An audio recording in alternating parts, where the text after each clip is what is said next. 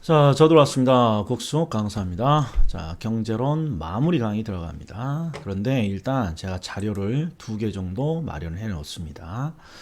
자, 최근 5년치 기출 문제 오리지널이라고 되어 있어요. 오리지널. A는 연도수 차례대로 제가 기출 문제를 편집해서 올려놓을게요. 그리고 요걸 강의하는 게 아니라 이건 제가 8월달 수업에 이미 강의를 했죠. 그런데 이 최근 5년간의 기출 지문을 제가 쭉 지문들을 뽑았어요. 그리고 이걸 논점별로 기출 지문을 정리했습니다. 그리고 이 논점별 기출 지문을 OX로 만들어 놨어요. 그리고 요것을 제가 강의를 해 드릴 거야.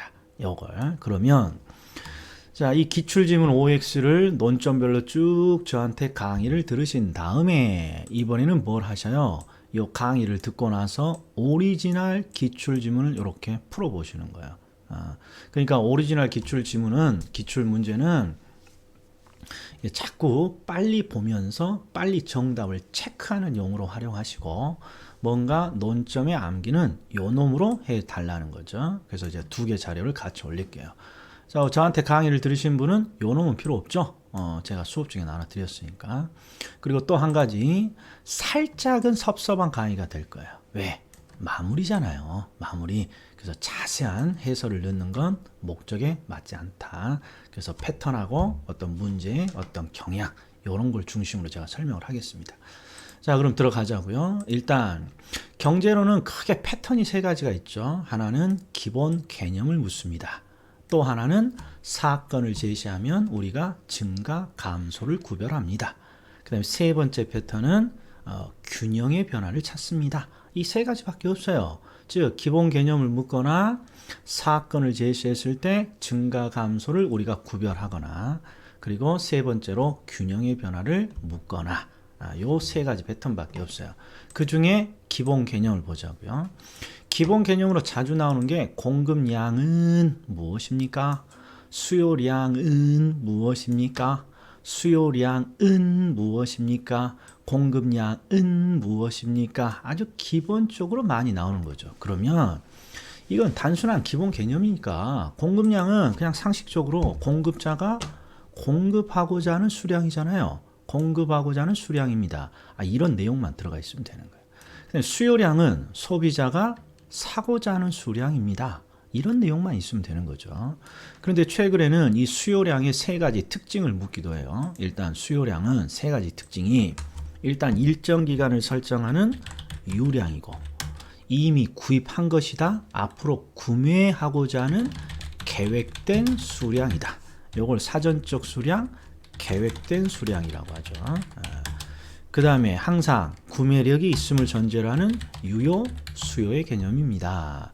그래서 요 앞에 수요자가 구매하고자 하는 수량인데 구매 능력이 있는 수요자가 구매하고자 하는 수량입니다. 요걸 구매 능력, 요놈은 유효 수요를 강조하는 표현이죠. 자, 그 다음에 수요량은 일정 기간에 실제로 구매한 게 아니죠. 앞으로 구매하겠다는 수량이죠. 구매하겠다는. 그 다음에 공급량은 실제로 매도한 수량입니다. 이것도 아니죠. 앞으로 공급하겠다는 수량이죠. 그 다음에 자, 5번, 6번이 중요합니다. 5번, 6번. 이 5번, 6번이 나오면 이 5번, 6번에 논점을 찾지 못해서 틀리는 거예요. 일단 첫 번째, 항상 경제학은 출제자가 뭘 제시해요? 앞에다가 어떤 원인을 제시해요. 원인. 그리고 우리가 뭘 찾는 거예요? 결과물을 찾는 거예요. 원인과 결과. 그러니까 앞에다가 가격이 상승합니다 라는 원인을 준 거예요. 그리고 우리가 뒤에 결론을 맞추는 거예요. 항상 이런 패턴이에요. 가격이 상승했어 원인을 주면 우리가 뒷문장을 맞추는 거예요. 뒷문장에 OX가 있는 거예요. 그럼 보세요. 가격이 상승했습니다. 이렇게 원인을 줬고 여기도 주택 가격이 상승했습니다. 이렇게 원인을 줬어요. 그런데 둘 다 공통점이 가격이 상승했습니다. 가격이 상승했습니다. 이게 나와요. 그럼 100% 우리 시험은 뭐 아니면 뭡니까? 수요의 법칙 아니면 공급의 법칙이에요. 수요의 법칙 아니면 공급의 법칙. 이게 떠올라야 돼요. 가격이 상승했습니다. 이렇게 나오면 공급의 법칙이에요. 이게 6번부터 보자고요. 가격이 상승했습니다. 공급이니까 공급의 법칙이구나. 가격이 상승했습니다. 그러면 공급자는 땡큐, 노 땡큐.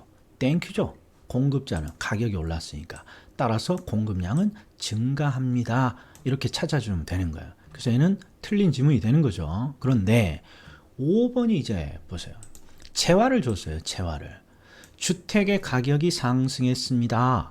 그리고 뒷문장을 맞추라는 건데 뒷문장을 뭘 줬냐?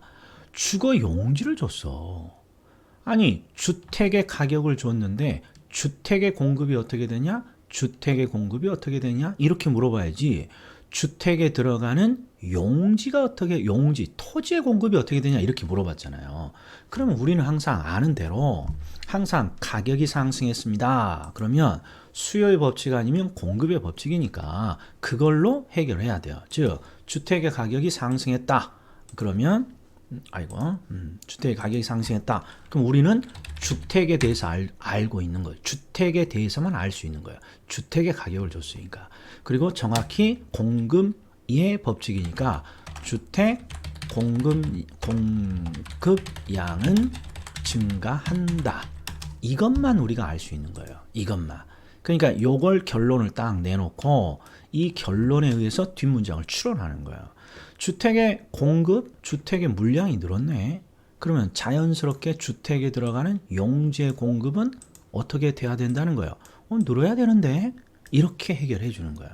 그런데 5번과 6번이 시험장에서 잘 떠오르지 않는다는 거예요. 그러니까 하나를 딱 기억해 놓아야 돼. 이거 암기야. 암기. 자, 주택의 가격이 상승했다. 주택의 가격이 그냥 가격이 상승했다. 그러면 수요의 법칙과 공급의 법칙이에요.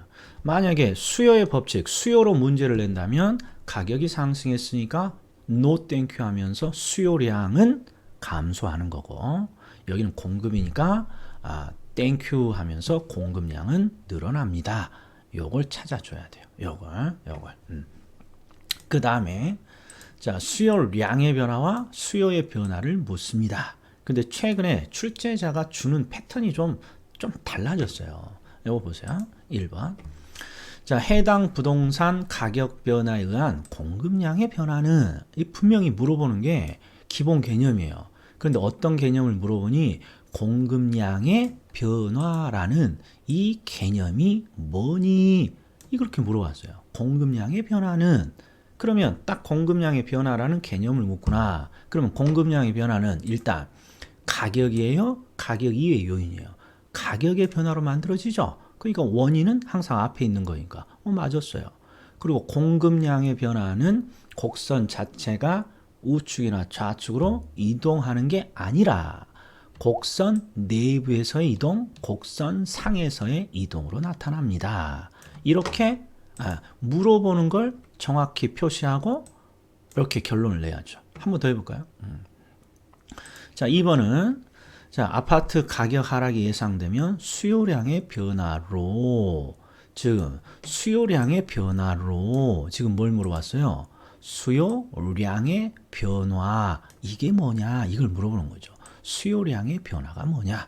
그러면 수요량의 변화는 가격의 변화죠. 근데 아파트 가격의 변화가 아니라 뒤에 뭐가 들어가 있어요?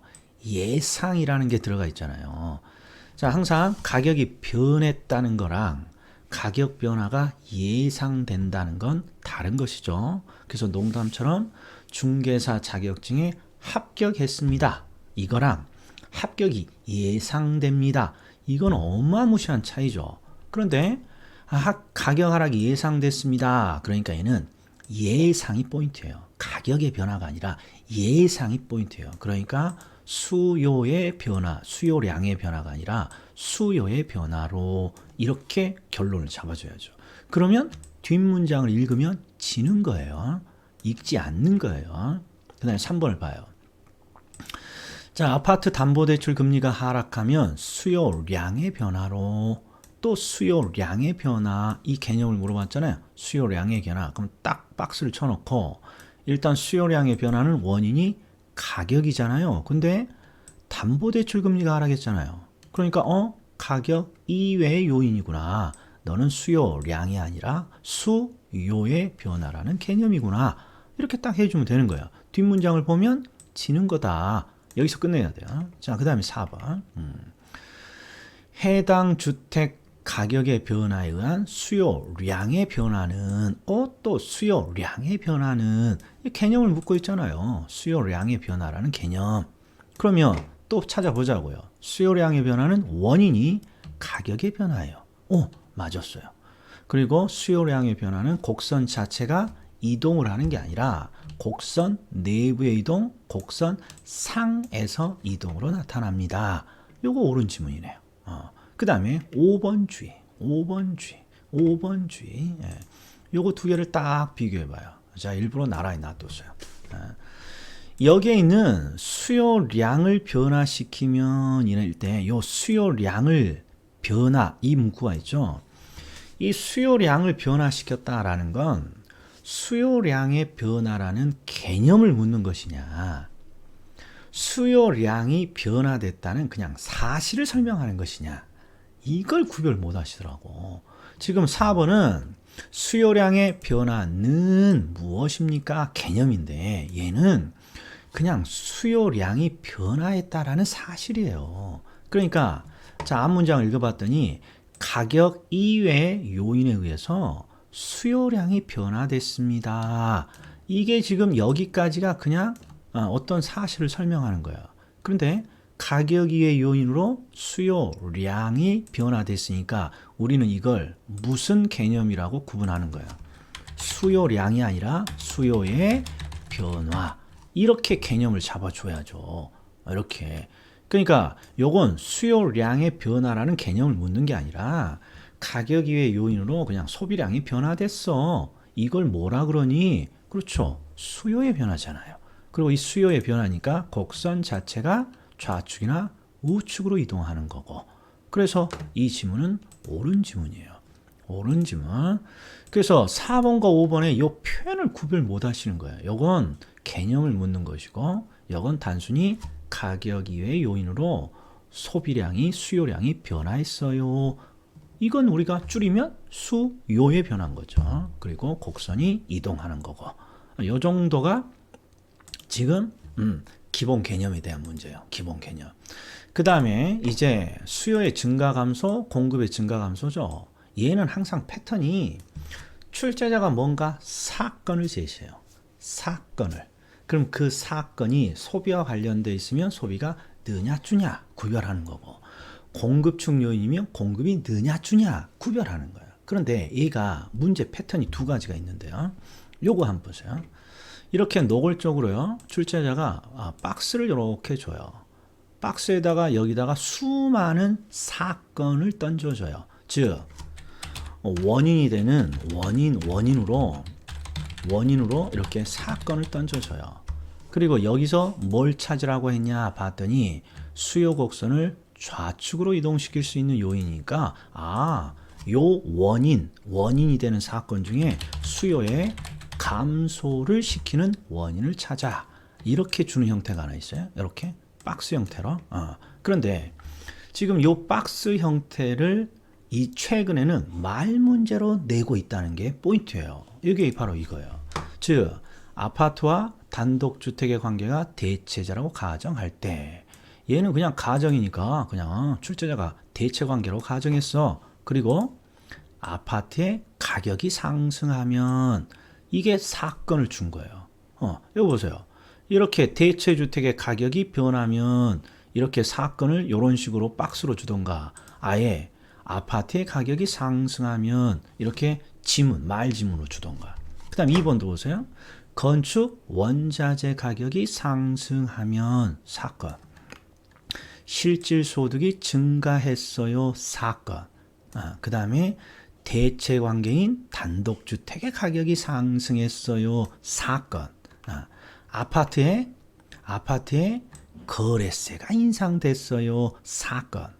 건설 종사자의 임금이 상승했어요. 사건. 그럼 우리는 뭐만 구별해 주면 돼요?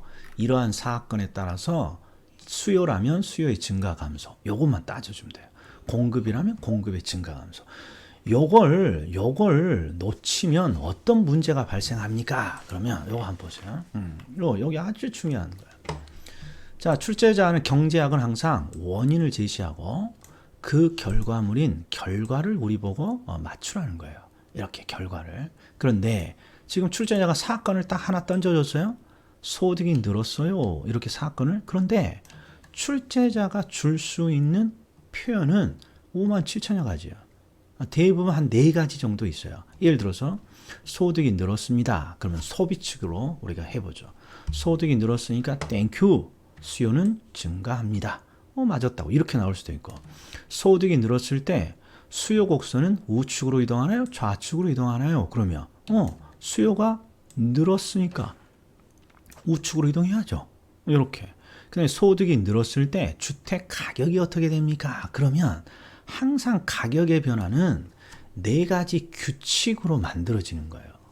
그리고 이 4가지 규칙은 수요의 증가 감소, 공급의 증가 감소를 구별해야만 가격이 나오는 거고. 그러니까 결국 소득이 늘면 수요가 늡니다. 따라서 수요가 늘었으니까 가격은 상승합니다. 이렇게 되는 거야.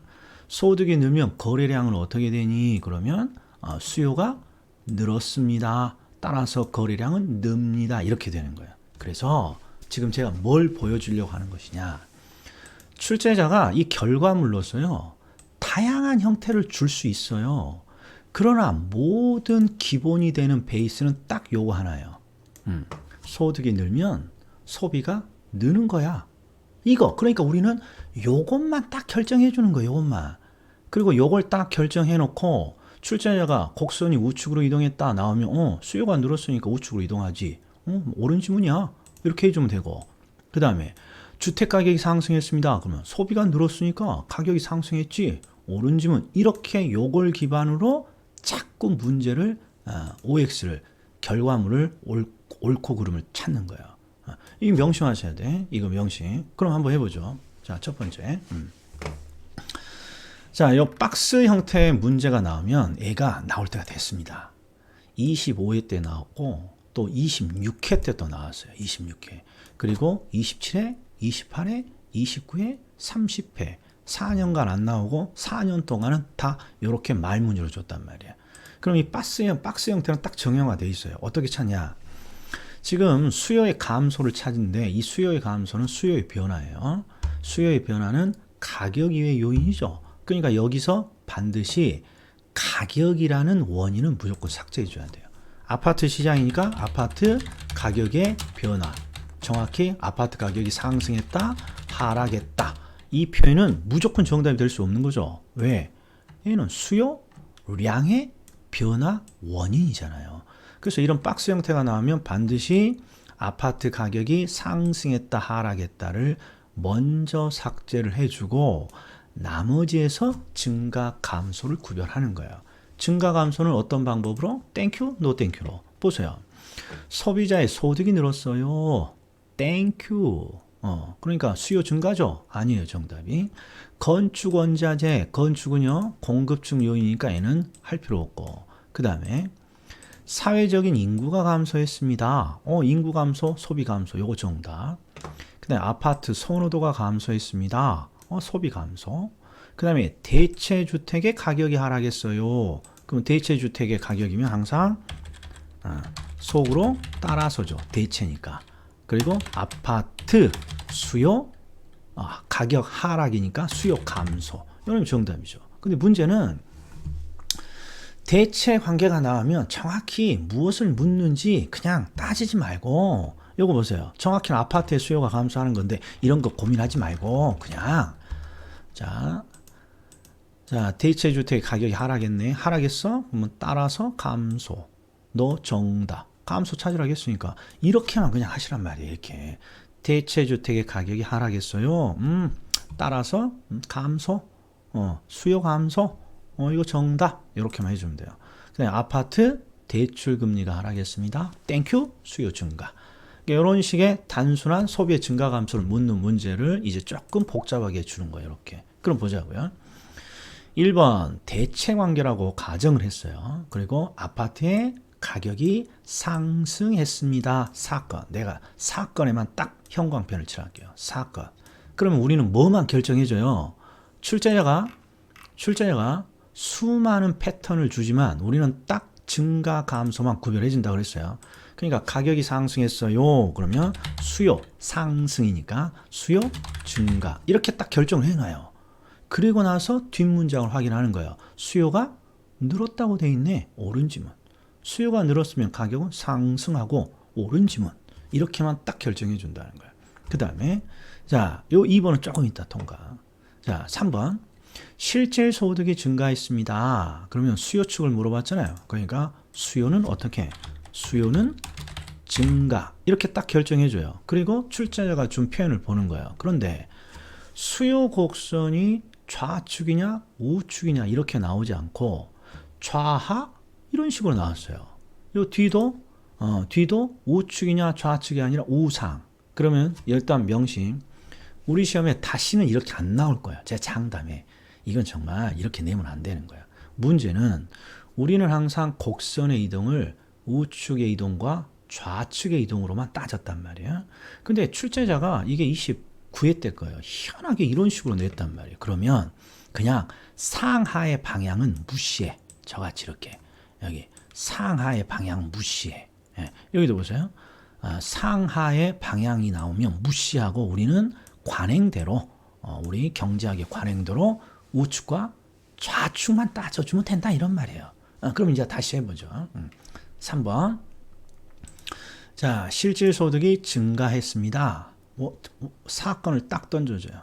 그럼 수요 측이니까 수요는 늘겠죠. 수요가 느니까 수요 곡선은 우측으로 이동해야 되는데 너 틀렸어. 틀린 지문이 되는 거야. 그 다음에 대체제인 단독주택의 가격이 상승했습니다. 가격이 상승했습니다. 상승이니까 대체고 따라서 수요 증가 이렇게 결론을 내놔야죠.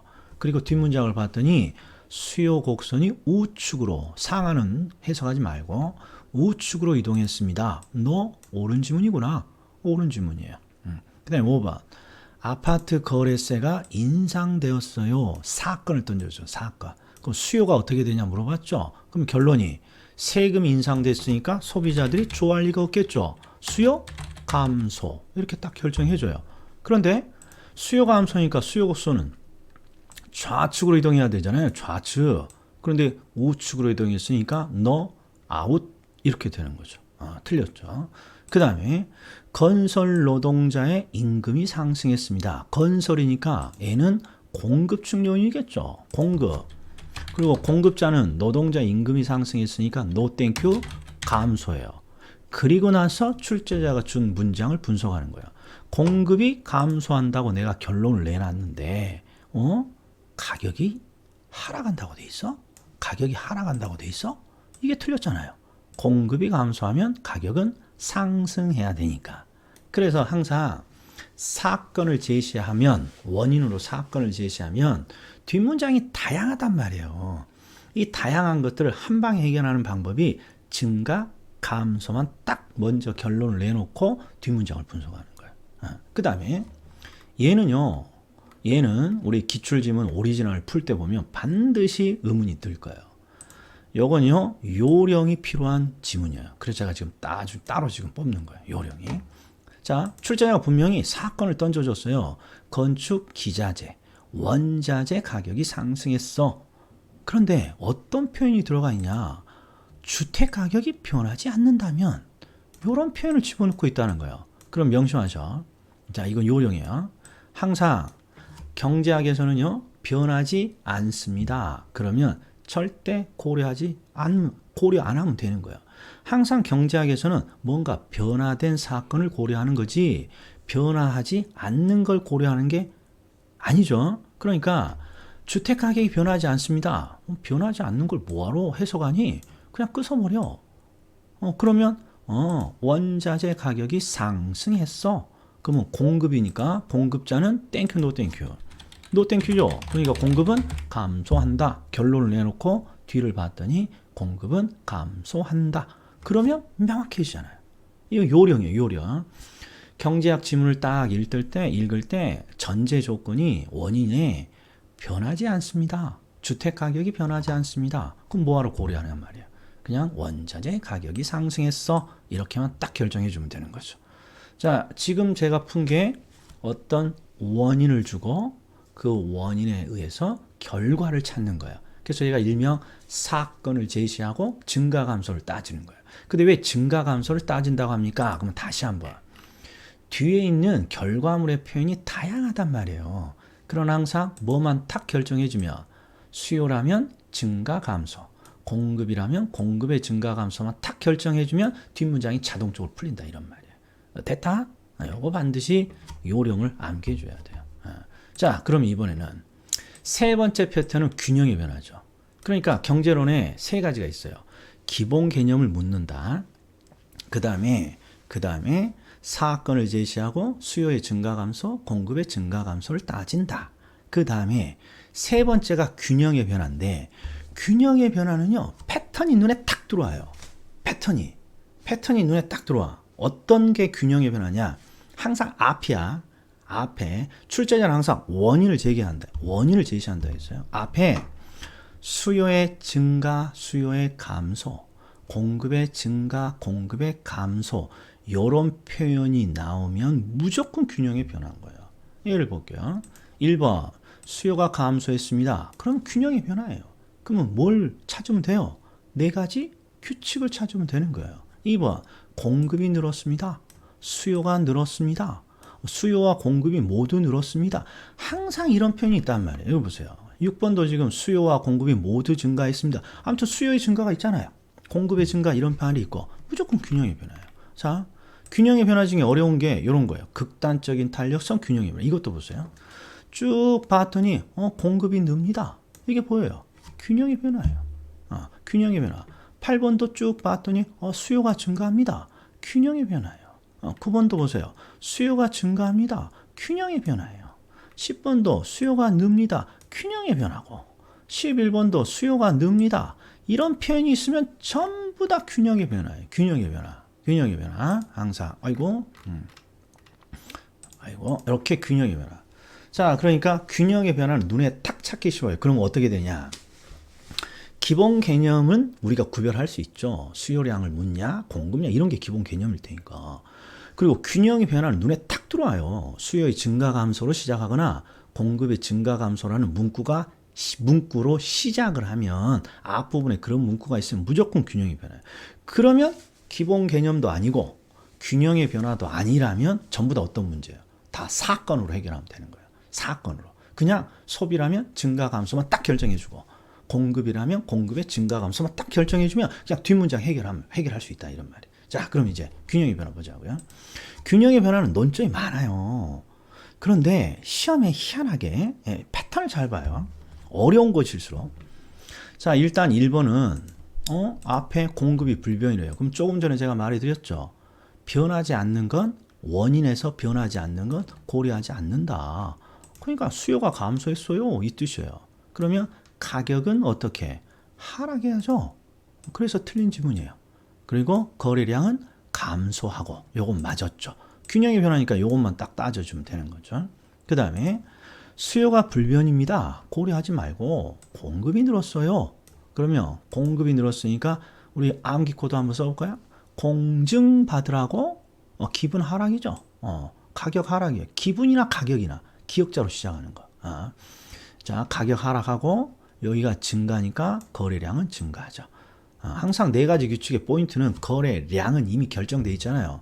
수요가 감소하면 거래량 감소, 공급이 증가하면 거래량 증가니까 우리가 가격만 따져주는 게 요령이잖아요. 거래량은 이미 앞 문장에서 이미 나오고 가격만 따져주는 거죠. 자, 지금 요 두 가지는요. 단순히 네 가지 규칙을 묻는 거야. 그런데 이제 3번, 5번부터 이제 살짝 어려워지는 거야. 지금 수요가 증가하면서 동시에 공급이 늘었어요. 자, 수요와 공급이 모두 증가했어요. 그러면 수요가 증가하고 공급이 증가하고 이 상황이죠. 그리고 6번도 보세요. 주택의 수요와 공급이 모두 증가했어요. 이렇게 나와요. 그러면 어떤 패턴을 잡을 수 있느냐. 이제 희망이야. 동시에죠. 동시에 논점이 동시에. 이 동시에가 잘 안 되시는 분이 있어. 그러면 희한하게 우리 시험에 나오는 걸 보면 동시에는 전부 다 수요의 증가, 공급의 증가예요. 여기 맞잖아요. 지금 최근 5년치 수요의 증가, 공급의 증가. 수요와 공급이 모두 증가합니다. 수요와 공급이 모두 증가합니다. 그냥 모의고사에는 막 수요가 증가할 때 공급이 감소하고 수요가 감소할 때 공급이 막 네 가지 경우를 다 주지만 실제 시험은 이거밖에 없어요. 그러니까 나 동시에 변화되는 걸 잘 모르겠다. 그러면 그냥 암기해. 이거 하나밖에 안 나와. 기도하고 그리고 다른 게 안 나오도록 지금까지와 패턴처럼 이렇게 하셔야죠. 그럼 보자고요. FM대로 수요가 증가하고 공급이 증가했는데 지금 변화의 폭을 줬네요. 변화의 폭. 그러면 누가 시장을 결정한다? 큰 쪽이. 그러니까 수요가 증가가 크니까 수요의 증가에 의해서 가격은 상승하고 수요가 증가했으니까 거래량은 증가하고 맞았다 이런 말이에요. 자, 그 다음에 수요가 증가하고 공급이 증가했어요. 그러면 얘는 이런 변화의 폭을 주지 않았죠. 변화의 폭을 주지 않았어요. 그냥 자 수요도 증가하고 공급도 증가해요. 그러면 거래량은 100% 증가죠. 이거 제가 빼먹었네. 예. 자 우리가 여기에요. 요 두 개. 동시에 문제는 항상 뭐부터 확인하는 게 요령이다. 거래량. 왜? 거래량은 반드시 눈에 보이잖아요. 예를 들어서 수요와 공급이 모두 증가했다. 수요의 증가, 공급의 증가니까 거래량은 1000% 증가. 자, 이것도 보죠.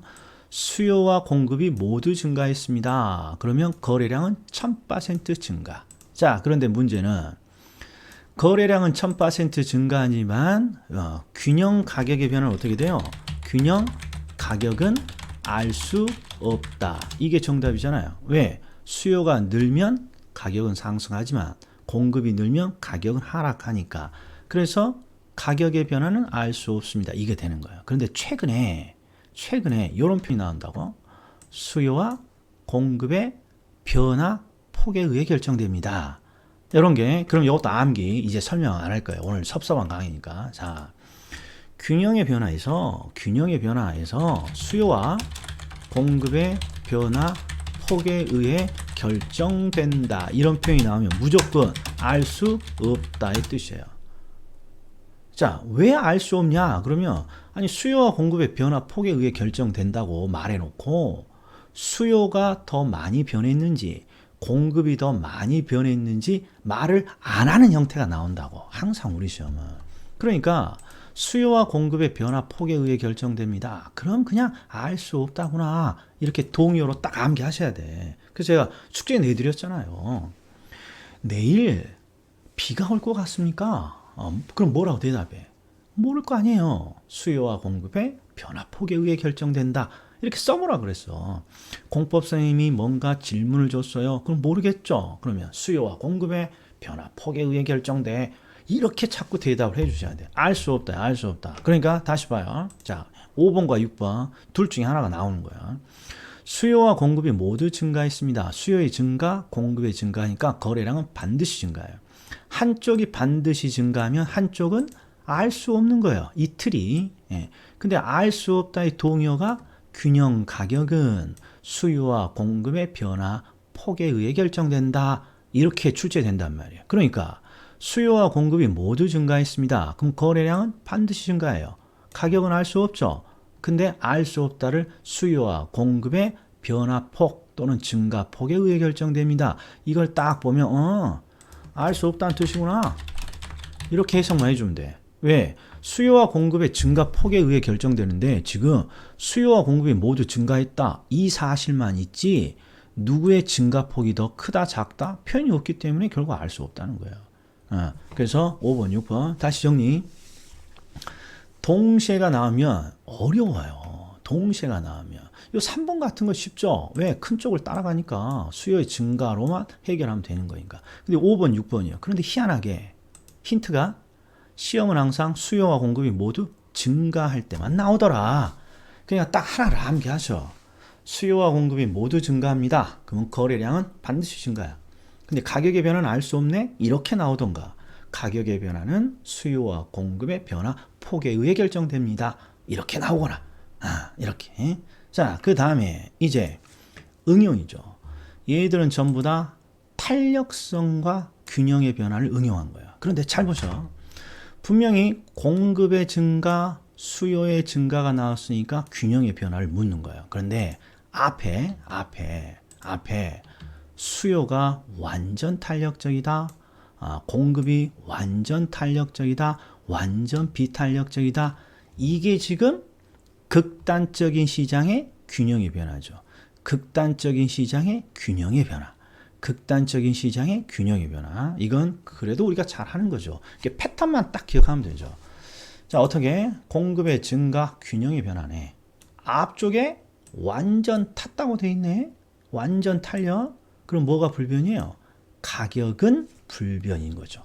가격은 변하지 않고 변하지 않는 거죠.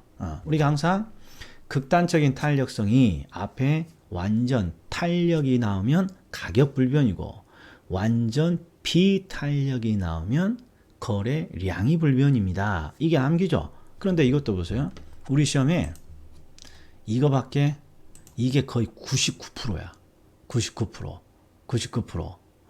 그러니까 얘도 틀이 딱 하나가 정해지는 거죠. 틀이 어떻게?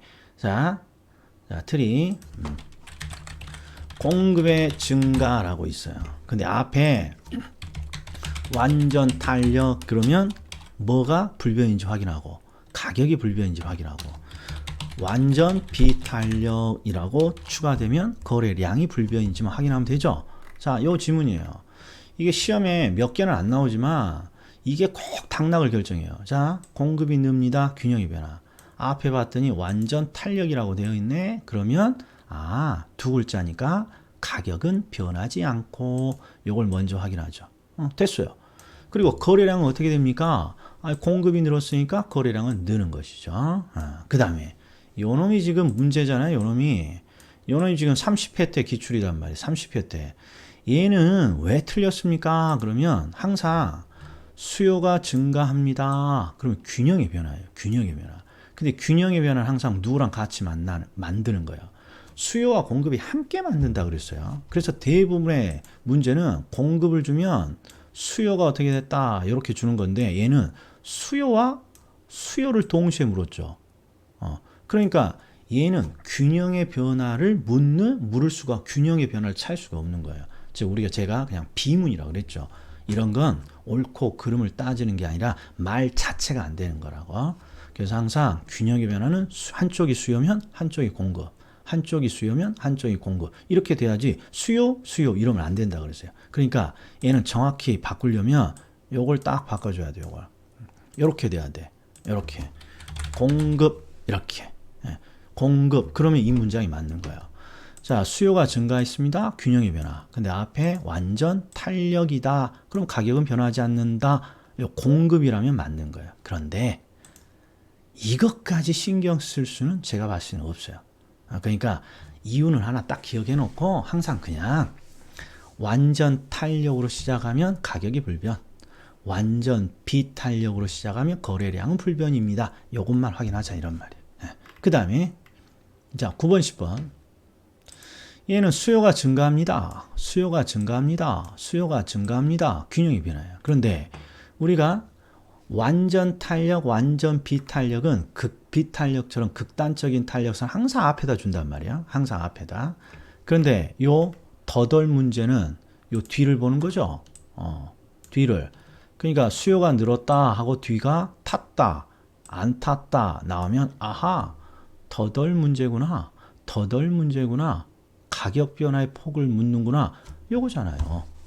그러니까 논점만 딱 확인되면 바로 읽을 때 이렇게 읽는 거죠. 수요가 증가하면 가격은 어떻게 되는 거예요? 상승한다. 이것도 보세요. 똑같아 또. 수요가 증가하면 가격이 상승한다. 요 11번도 봐요. 수요가 증가하면 가격이 상승한다. 희망이 있네. 더덜 문제도 다양한 형태가 있습니다만 항상 수요의 증가네. 그렇잖아요. 그러니까 수요의 증가 딱 요거 하나만 기억하라는 거예요. 그냥 포기하지 말고. 그럼 어떻게 가운데를 딱 봐서 탔어요. 탔으니까 덜 먹어야죠. 덜. 그러니까 요거 틀렸네. 요거 어떻게 바꿔줘야 돼요? 덜이라고 한자가 나오든지 더 적게 이렇게 한자가 더 적게 이렇게 바뀌어야죠. 근데 가운데가 안 탔어. 그러면 더 먹는 거죠. 더. 그러니까 더 한 글자가 나오든지 더 크게 상승합니다. 얘는 옳은 지문이고. 그 다음에 가운데가 탔다고 돼 있어요. 타. 그러면 덜 먹어요. 탔으니까 덜 먹어야죠. 탔으면 덜, 안 탔으면 더. 이게 암기 코드니까. 탔으면 덜이 나와야죠. 또는 더 적게 나와야죠. 그러니까 X죠. 그래서 어려운 지문일수록 패턴이 딱 정해져 있잖아요. 패턴이. 그리고 7번은 강의 노트에 다양한 패턴이 있습니다만 요거 하나요. 그냥 완전 탄력이면 가격이 불변이고 완전 비탄력이면 거래량이 불변이고 이게 약방의 간첩처럼 섞여 있다는 거죠. 그러면 지금 경제론에서 수요와 공급 이론에서 한 두 문제 나오는 거예요. 이 두 문제 지금 싹 정리한 거예요. 두 문제 치고는 정말 가성비가 없는 거죠. 전부 다 종합 문제라 그러는 거죠. 종합 문제라. 자, 그럼 2부에서는 탄력성은 짧을 거예요. 자, 여기까지 수고 많으셨어요. 두 번째 탄력성으로 제가 뵙겠습니다. 자, 인사드립니다.